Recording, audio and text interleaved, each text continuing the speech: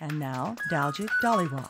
Despite some improvements in primary school enrollment, Pakistan still has the lowest literacy rate in South Asia. Recently, the World Bank approved over $900 million to improve education there. To talk about the challenges on the ground is the Pulitzer Center-sponsored journalist Alex Stonehill, who recently spent 7 weeks in Pakistan reporting on its growing education crisis. Alex, welcome back to the program. Thank you. So let me ask you a little bit about how did you frame your reporting? What did you decide which types of schools you were going to look at? Was it public? Was it private? Was it the madrasas or all of the above? We sort of wanted to look at all of the different school education options in Pakistan, and the education system there is really, I think, one of the problems is that it's sort of cobbled together from a bunch of different, these government schools that are in large part dysfunctional because of mismanagement and corruption, and then madrasas, religious schools, and then elite private schools, and then kind of filling in the gaps, schools run by NGOs that are trying to, just trying to fill the gaps and provide education for students who aren't getting it. Right. It has the lowest literacy rate in South Asia. Talk a little bit about what is at the root of this disarray. I mean, the dropout rate is in primary schools, I believe, something like 40% of kids drop out of primary school? I think mostly it's just sort of a lack of access to schools. I mean, a lot of students just don't have an opportunity to go to school at all, and then when they, in the places where they do, where there's a government school there, a lot of times they'll be going to school and, the teacher's not showing up, or there aren't enough teachers. So, we heard, complaints that just as simple as, like, there's no fans and they're sitting in a hot room, in no 100-degree heat, no toilets, wall. no water, nothing like that. And so, and also a lot of times the kids are expected to work to earn money for their families. So that's another problem that's definitely keeping them out of school. And what are the ghost schools? How many are there? What are they? There are estimated to be about 30,000 ghost schools, but obviously counting ghosts isn't easy, so it's hard to know if that's accurate. But basically, ghost schools are schools that exist on paper, and then when you go there, either there's no school or it's an empty building, something like that. And basically, it's largely a result of corruption that.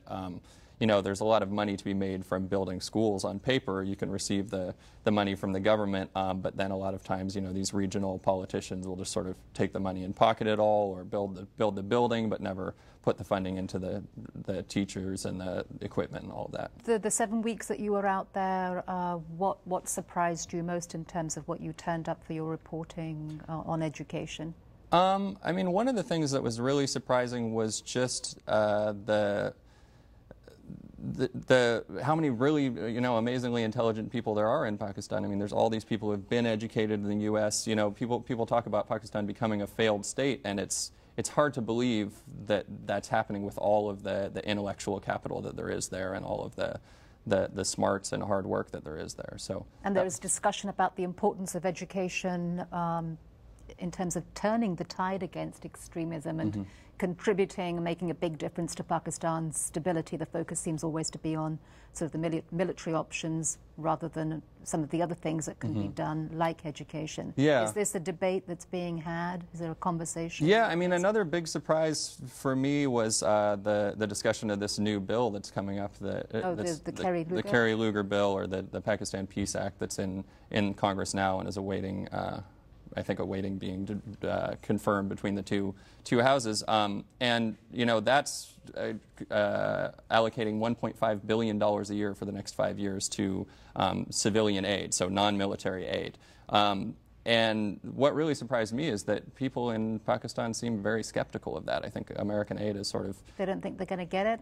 Well, they don't think that they're going to get it. They don't think it's going to be used properly. They think that it's going to all sort of float away to overhead, basically, to paying the salaries of coordinators and stuff like that, and it won't, they'll never see a lot results. of graft, no doubt, as well. I mean, that's always been one of the big problems with aid that has been given. There's so much corruption that it's hard to account for where any of the money goes sometimes. Yeah, definitely. And that was sort of, I mean, it was a big surprise for me because before going there, I sort of thought, oh, this is exactly what we need to do, you know, work on funding schools, work on funding exchanges between the U.S. and Pakistan, work on, you know, human rights and stuff like that. But I think that you have to be very careful and really listen to people on the ground about how to implement those projects rather than saying, this is what we're going to do and this is how we're going to do it. Who in Pakistan wants to help us? You know, we sort of need to be talking to the people there to know what needs to be done. So how would they spend the money on education? Well, I mean, I think there's a lot of good models of NGOs that are funding education in Pakistan, and most of those people sort of would take a hands-off approach to taking aid from the U.S., I think, because of the restrictions that they would see. But I think the main thing is just not shooting for numbers that you can report back to Congress and make it look really good, but you know, sort of just working with models that have worked in the past, and basically, you know, it's really basic stuff. It's just getting textbooks to schools, making sure that teachers are actually showing up to teach in classes. And are properly trained. And are properly trained, yeah. All right, Alex, that sounds like you had a fascinating 7 weeks out there, and thank you very much for coming on the program and talking about your assignment. Thank you.